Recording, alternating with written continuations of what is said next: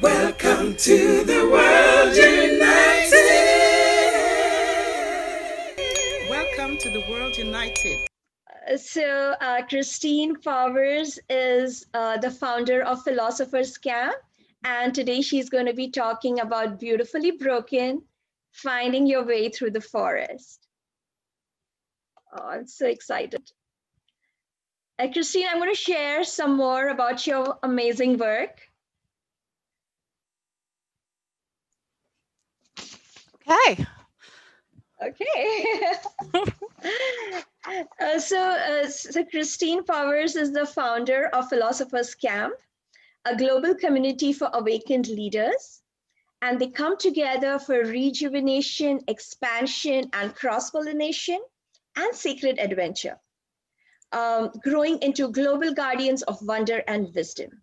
Christine is a world-class soprano embodying wisdom and grace that amplify the amplifiers. She's a founder of ASA Adirondack, a 100-acre mountain retreat center in New York. Christine's genius is creating eclectic, sublime experiences. She teaches on the gardens of the soul, purpose and power, science and mysticism of sound, and thriving after a catastrophic loss. She's a master energy healer and intuitive, serving through singing, activations, and attunements, workshops, retreats, and adventure camps. So welcome, and the stage is all yours. Thank you. I'm so delighted to be here. And congratulations to Dr. Yugandhar and to everyone. This is hopefully the first of many in North America. So first of all, I listened very intently to Zach and Madison and their themes of stewardship and sovereignty. And I was very moved, and it dovetails really beautifully with what I'm going to be sharing with all of you and leading you through, hopefully, an experience of finding your way through the forest. Can people see me? I'm just curious. I'm not seeing myself on the screen. Great. Yes? Absolutely. You look Oh, great. great. Okay. Thank you. All right. So where am I coming to you from? This is the first thing I want to mention. I'm coming to you from the Adirondack Mountains in upstate New York. And earlier today, I had positioned things perfectly. I'm at the top of my mountain in a little hut, which is off the grid, with the beautiful high peaks behind me. And I live on 100 acres that is mountain and it is forest. And we're going to be talking a little bit about the mythology related to that in a spiritual context. So we're going to be tending to the garden of our souls. We're going to take a journey into the wilderness out there and the wilderness within ourselves. We'll explore just a little bit the energies of nature and how, as Zach was saying, we are called to be stewards of this earth. What I'm going to share with you is let's take that further. We are called to be stewards of ourselves. And as we do that, as we care for ourselves first and then care for each other, that is a reflection of reality. That's a reflection of our world. And everything will ripple outward and right itself very naturally. So we're going to chat about that a little bit. And then I'm going to guide you through a journey into the forest where you can go deep. And we're going to talk about, well, I'm not going to tell you what we're going to talk about. I'm going to save it. I'll be accompanying that with some singing and some crystal bowls. And my goal for you is that part of finding your way through the forest is the journey of the naturalist, which is something that I teach in my Philosopher's Compass. And one of the essential qualities is learning to make friends with death. And it's so beautiful how that juxtaposes with Madison's beautiful talk about birth and sovereignty. The death that I'm talking about is the metaphysical death and death. But the path of spirituality, the path of spirit is never done. We're always unfolding. We're always unfolding into that next, I don't want to say better version, because that's the other part of this talk. There's nothing broken here. It's just a truer refinement of our essence, of our divinity, of who we really are. We don't actually fix anything. We remember and we uncover and we become aware. So that's our journey today. So a little bit more about me. Yes, I'm an operatic soprano. I never did it quite professionally because, truth be told, I wanted to be a belter on Broadway. And when I developed into this magnificent Puccini lyric diva soprano voice, I was a little heartbroken. But I do love and am so grateful for the gift of the divine that literally comes through me. So I use my voice in many ways. I use my voice as an operatic soprano. I also use it as a sound healer. I also use it as a death doula. I'm a certified death doula, which means I support those who are making their transition out of this life. Again, a beautiful juxtaposition with Madison, who supports people coming into this life in a sovereign way. Part of my work is to support people to leave this life in a sovereign way, whole and complete as much as possible. I'm a healer. I'm a sound healer. I'm initiated into several lineages, including Mary Magdalene. I have a very rich gift of being raised Catholic, which is such a beautiful tradition. I'm also an initiate in the Sufi Order of the West. I've also studied with an Indian guru for over 10 years. I'm also an ordained non-denominational minister. My passion is the divine. My passion is God. So into this beautiful world parliament, I'm so grateful to be able to share with you a little bit of my passion. I'm also founder of the Philosophers Camp. The Philosophers Camp was begun by the Transcendentalists led by Ralph Waldo Emerson in 1858.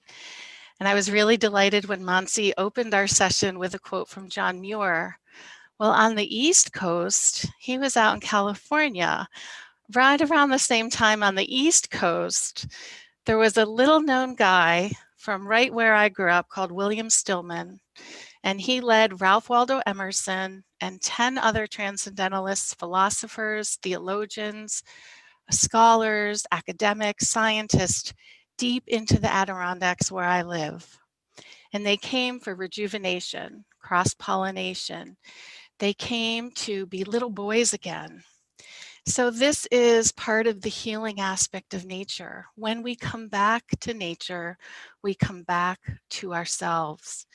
And as Zach was talking about earlier, to be a good steward of nature, we have to actually be in connection with it, a part of it, which requires connecting to ourselves. All right, so let's transition. Let's talk a little bit about the mythology of nature and the spiritual path. Very well known is the concept of going to the mountain, right? The mountain is spiritual attainment, rising above the world. We often talk about the mystic at the top of the mountain, hopefully understanding at the some point in the journey that we are the mystic we were waiting for. Not so much is spoken about the forest as part of the spiritual journey, but forests have a huge role in our mythologies, in our fairy tales, in our stories about witches and, oh, let's see, big bad goblins and spookiness, right? So here's a little bit about the psyche of the forest and how that reflects our psyche and our relationship to ourselves. When we think about the wilderness, and I mentioned at the beginning, we're exploring the wilderness out there and the wilderness within, right? So just think about that word wild, right? It has this cool energy to it. When we think about the forest, we often don't think about the fact that it's life completely unedited, not under our control, doesn't care about the norms of society, doesn't care about any cultural expectations. It just does its thing over and over and over again. So how we approach nature is, and forests in particular, is how we are approaching ourselves. How comfortable you are in a forest correlates to how comfortable you are with yourself. Here's an example. Those folks who tend to be very tight and very controlled, not really trusting of their life experience, also tend to not want to go very deep into the forest. The forest requires self-reliance, it requires ingenuity, innovation. On the other side, people who are very creative tend to love to go deep into the forest and explore. So I'm going to share with you now, I'm hoping this will work. I'm going to share my screen, and I want to talk to you about the devastation.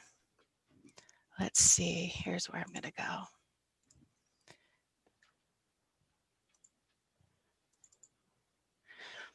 So I moved to the Adirondack Mountains full-time over 4 years ago.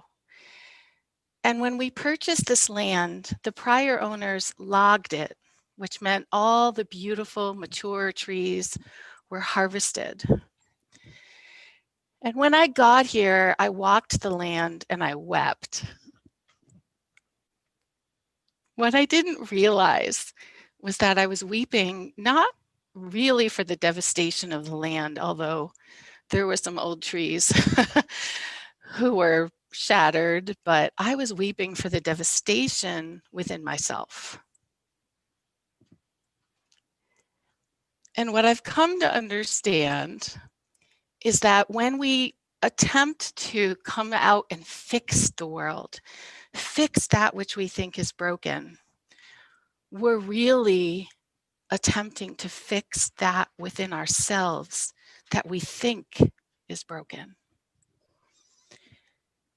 More and more every day, not fully embodied, but I'm getting there.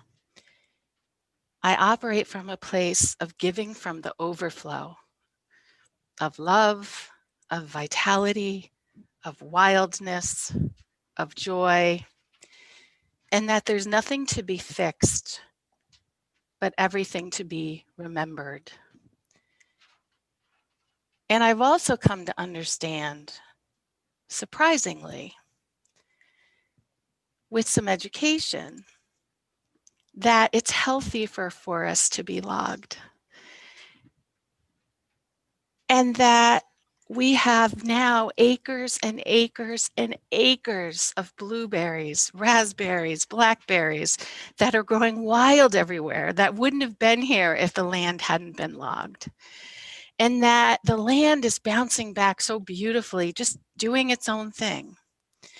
And so just as nature has this natural life cycle of birth, sovereign birth, hopefully, growth, blossoming, then decay and death, so do we.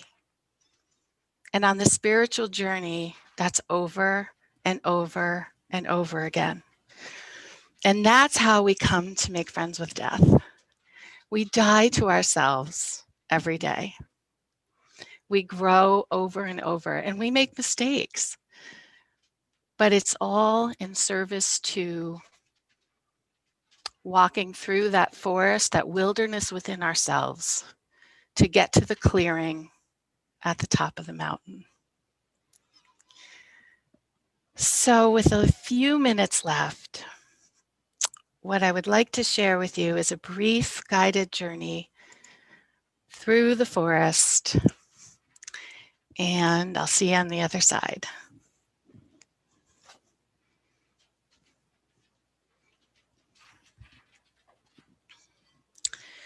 I'm going to play one of my crystal bowls, and I'm also going to play a slideshow of beautiful pictures of our land today through all 4 seasons, from the tiniest mushroom to a 90-mile view. So you may close your eyes and settle in, or you can watch the screen. It's up to you.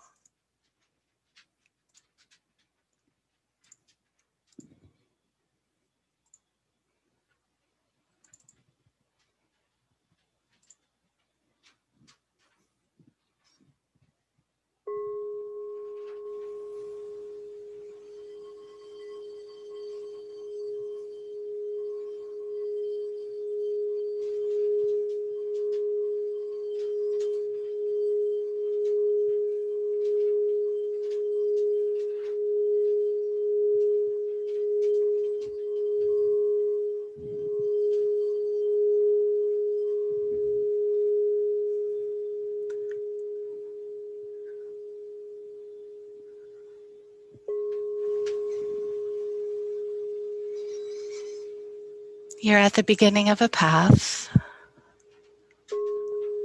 It is summer.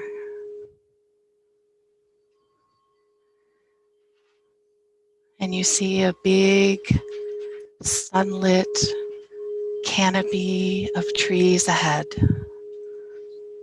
And out of curiosity, you take the path, noticing the dirt and the rocks and the roots. As you go deeper in, it becomes shadowed.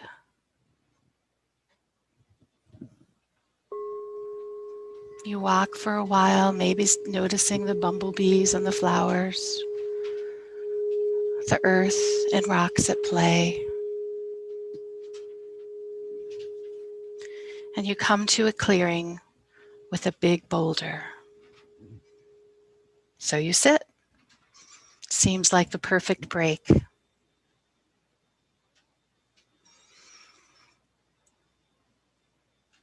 Bring your attention upward and notice how some of the leaves are rustling with sunlight coming through and some are dark. And notice how so many of the trees have no leaves until the very height, the very top of their trunks. Notice that some trees appear to be flourishing more than others.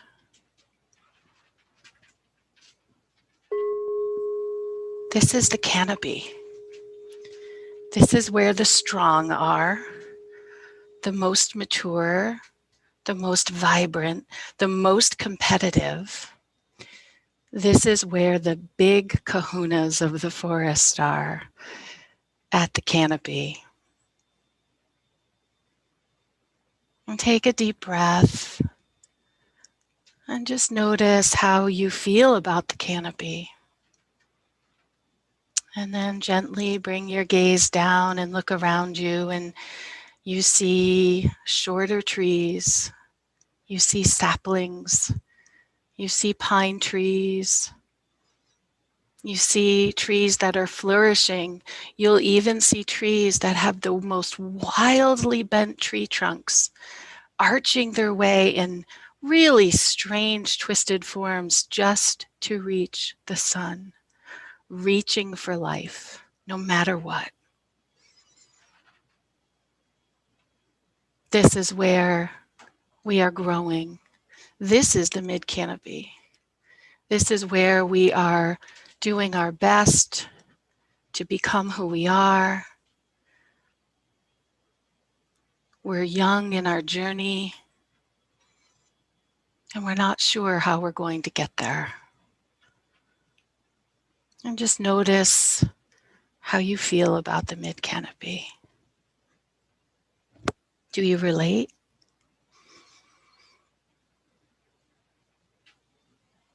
And now finally become aware of the boulder you're sitting on and the great support that it is providing you. Maybe you can even feel the gentle hum of its vibration. So slow.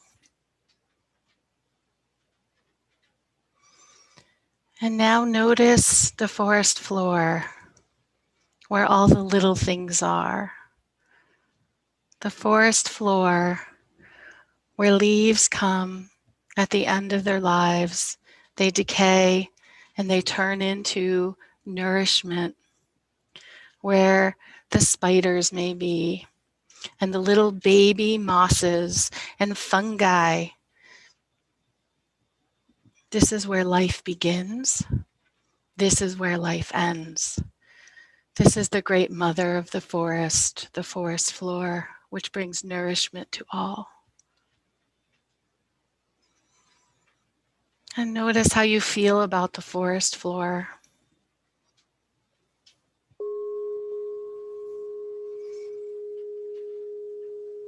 And notice how these three features of a forest relate to you and your life and your journey.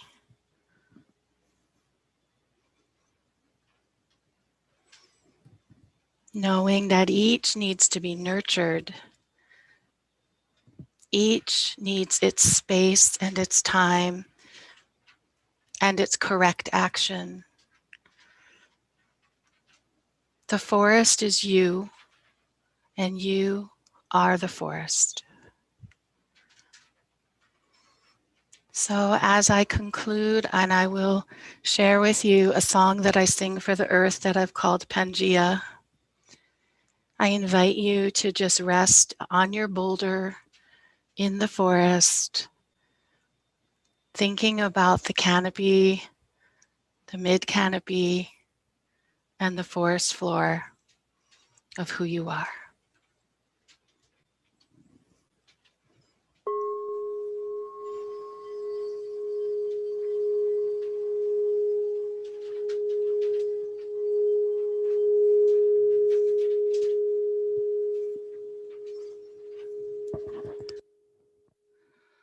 Ooh.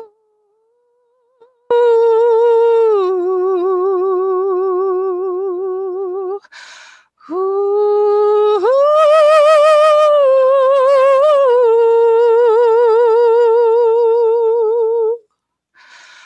Ooh.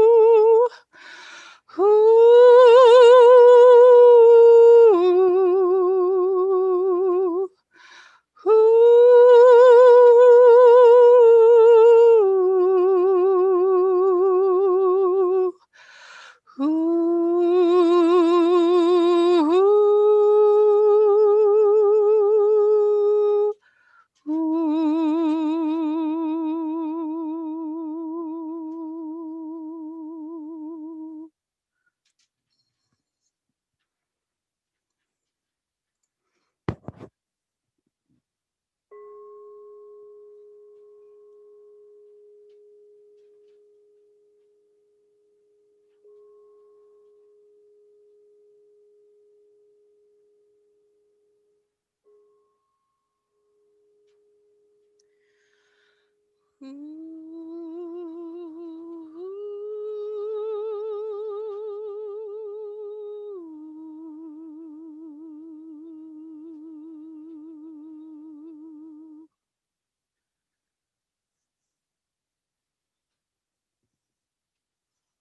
Namaste. Shanti, shanti, shanti. Peace, peace, peace. Thank you. It's been my joy to be with all of you today and in the future.